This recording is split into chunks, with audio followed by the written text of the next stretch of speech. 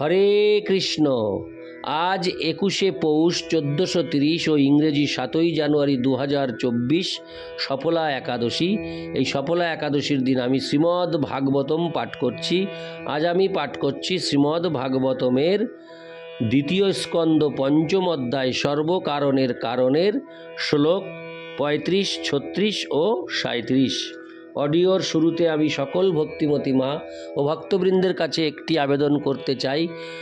এই জীবনের পূর্ণতা চ্যানেলটি শ্রীমদ্ ভাগবতম পাঠের চ্যানেল।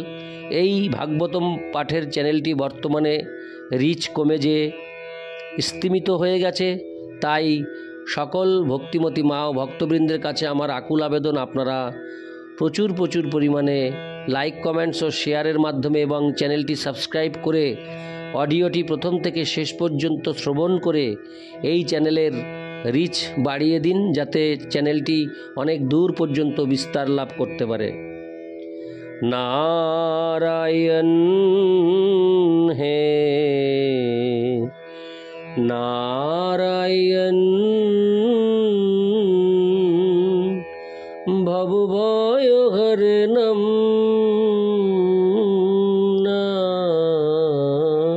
নারায়ণ। শ্লোক 35।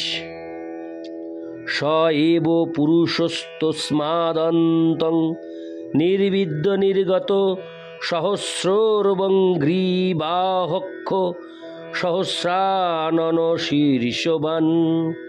অনুবাদ: যদিও ভগবান মহাবিষ্ণু কারণ সমুদ্রে শায়িত রয়েছেন, তথাপি তিনি তার থেকে নির্গত হয়ে নিজেকে হিরণ্যগর্ভ রূপে বিভক্ত করে প্রতিটি ব্রহ্মাণ্ডে প্রবেশ করেছেন এবং শত সহস্র পাদ, হস্ত, মুখ, অক্ষি, মস্তক ইত্যাদি সহ বিরাট রূপ পরিগ্রহ করেছেন। তাৎপর্য: প্রত্যেক ব্রহ্মাণ্ডের ভিতর যে ভুবনের বিস্তার হয়েছে তা ভগবানের বিরাট রূপের বিভিন্ন অংশে অবস্থিত। তার বর্ণনা পরবর্তী শ্লোকে করা হয়েছে। ইতি শ্লোক 35। শ্লোক 36। যস্য হাবয় বৈর্লোকান কল্পয়ন্তি মনীষিণ কট্টাদিভিরধ সপ্ত সপ্তর্ধ জঘনাধিভি। অনুবাদ: বড় বড় দার্শনিকেরা কল্পনা করে যে ব্রহ্মাণ্ডের সমস্ত লোকসমূহ ভগবানের বিরাট রূপে ঊর্ধ্ব এবং নিম্ন ভাগের বিভিন্ন অঙ্গ প্রত্যঙ্গের প্রদর্শন। তাৎপর্য: এখানে কল্পয়ন্তী বা কল্পনা করে শব্দটি অত্যন্ত তাৎপর্যপূর্ণ। যে সমস্ত কল্পনা প্রবণ দার্শনিকেরা ভগবান শ্রীকৃষ্ণের শাশ্বত দ্বিভুজ রূপ স্বীকার করতে অক্ষম, ভগবানের বিরাট রূপ হচ্ছে তাদের কল্পনা। যদিও মহান দার্শনিকদের কল্পিত বিরাট রূপ ভগবানেরই একটি স্বরূপ, তথাপি তা কল্পনা প্রসূত। কথিত হয় যে 7টি ঊর্ধ্ব লোক বিরাট রূপের কোটি দেশের উপরিভাগে অবস্থিত এবং 7টি নিম্ন লোক তার কোটি দেশের নিম্নভাগে অবস্থিত। এখানে এই ধারণা প্রদান করা হয়েছে যে পরমেশ্বর ভগবান তার শরীরের প্রতিটি অঙ্গ প্রত্যঙ্গ সম্বন্ধে সচেতন এবং এই সৃষ্টিতে কোনো কিছুই তার নিয়ন্ত্রণের অতীত নয়। ইতি শ্লোক 36। শ্লোক 37। পুরুষস্য মুখং ব্রহ্ম ক্ষত্রমেতস্য বাহব উর্বর্বৈশ্য ভগবৎ পদ্ভাং শূদ্র বেজায়ত। আমি শ্লোকটি আরেকবার পাঠ করছি। পুরুষস্য মুখং ব্রহ্ম ক্ষত্রমিতস্য বাহব উর্বর্বৈশ্য ভগবৎ পদ্ভাং শূদ্র বজায়ত। অনুবাদ: ব্রাহ্মণেরা ভগবানের মুখ, ক্ষত্রিয়রা তার বাহু, বৈশ্যরা তার জঙ্ঘা এবং শূদ্রেরা তার পদযুগল থেকে উৎপন্ন হয়েছে। তাৎপর্য: সমস্ত জীবদের ভগবানের অবিচ্ছেদ্য বিভিন্ন অংশ বলে বর্ণনা করা হয়েছে এবং শ্লোকটিতে বিশ্লেষণ করা হয়েছে কিভাবে তা নির্ণয় করা হয়। মানব সমাজের চারটি বর্ণ যথা বুদ্ধিমান সম্প্রদায় ব্রাহ্মণ, পরিচালক বর্গ ক্ষত্রিয়, ব্যবসায়ী সম্প্রদায় বৈশ্য এবং শ্রমিক সম্প্রদায় শূদ্র হচ্ছে ভগবানের শরীরের বিভিন্ন অঙ্গ। প্রকৃতপক্ষে কেউই ভগবান থেকে ভিন্ন নয়। স্বরূপত দেহের মুখ এবং পা দেহ থেকে অভিন্ন, কিন্তু গুণগতভাবে মস্তক পা থেকে অধিক গুরুত্বপূর্ণ। কিন্তু সেই সঙ্গে মুখ, পা, হাত এবং জঙ্ঘা সবই শরীরের বিভিন্ন অঙ্গ। ভগবানের শরীরের এই সমস্ত অঙ্গগুলির উদ্দেশ্য হচ্ছে পূর্ণ ভগবানের সেবা করা। মুখের উদ্দেশ্য কথা বলা, হাতের উদ্দেশ্য দেহকে রক্ষা করা, পায়ের উদ্দেশ্য দেহকে বহন করে নিয়ে যাওয়া এবং উদরের উদ্দেশ্য হচ্ছে দেহকে পালন করা। তাই সমাজের বুদ্ধিমান সম্প্রদায়ের কর্তব্য হচ্ছে ভগবানের উদ্দেশ্যে কথা বলা এবং ভগবানের তৃপ্তি সাধনের জন্য অন্ন গ্রহণ করা। ভগবানের ক্ষুধার তৃপ্তি হয় যজ্ঞের ফল গ্রহণের ফলে।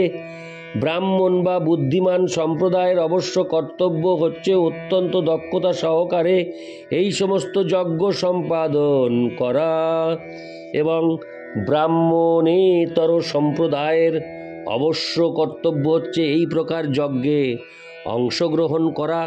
ভগবানের উদ্দেশ্যে কথা বলার অর্থ হচ্ছে যথাযথভাবে ভগবত তত্ত্বজ্ঞান বিচার করার মাধ্যমে ভগবানের মহিমা কীর্তন করা। তার ফলে ভগবানের প্রকৃত স্বরূপ এবং ভগবানের সঙ্গে তার বিভিন্ন অংশের সম্পর্ক সম্বন্ধে সকলে অবগত হতে পারে। তাই ব্রাহ্মণদের কর্তব্য বৈদিক জ্ঞান বা পরম জ্ঞান সম্বন্ধে যথাযথভাবে অবগত হওয়া। বেদের অর্থ জ্ঞান এবং অন্ত মানে তার শেষ। ভগবদ্গীতার বর্ণনা অনুসারে ভগবান হচ্ছেন সব কিছুর উৎস, অহং সর্বস্ব প্রভব, এবং সেই সূত্রে সমস্ত জ্ঞানের অঙ্ক বেদান্ত হচ্ছে ভগবানকে জানা। ভগবানের সঙ্গে আমাদের সম্পর্ক সম্বন্ধে অবগত হওয়া এবং সেই সম্পর্ক অনুসারেই কেবল আচরণ করা। দেহের অঙ্গ প্রত্যঙ্গগুলির সঙ্গে দেহ সম্পর্কিত, তেমনি প্রতিটি জীবের অবশ্য কর্তব্য হচ্ছে ভগবানের সঙ্গে তার সম্পর্ক সম্বন্ধে অবগত হওয়া। বিশেষ করে মনুষ্য জীবনে সেটি হচ্ছে চরম উদ্দেশ্য, অর্থাৎ যথাযথভাবে প্রতিটি জীবের সঙ্গে ভগবানের প্রকৃত সম্পর্ক সম্বন্ধে অবগত হওয়া। এই সম্পর্ক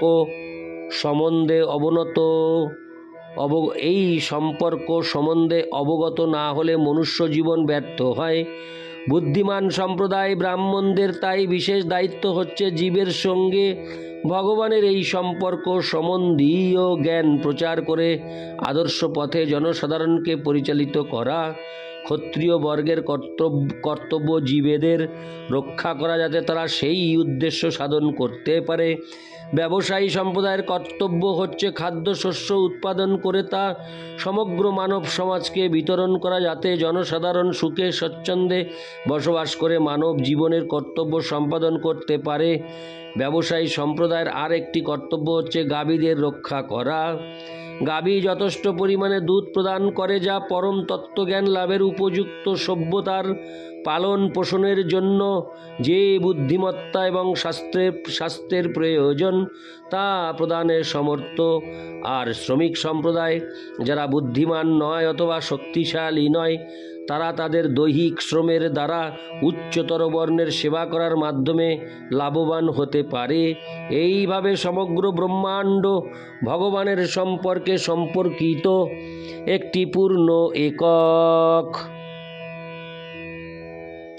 এবং ভগবানের সঙ্গে সম্পর্কিত না হলে সমগ্র মানব সমাজ শান্তি এবং সমৃদ্ধি রহিত হয়ে বিশৃঙ্খল হয়ে পড়ে।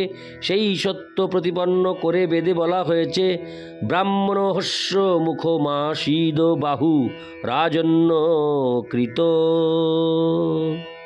ইতি। শ্লোক 37।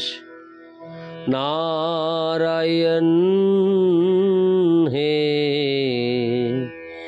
নারায়ণ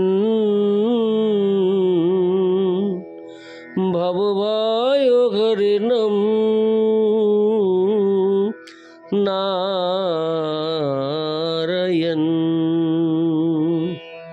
হরে কৃষ্ণ।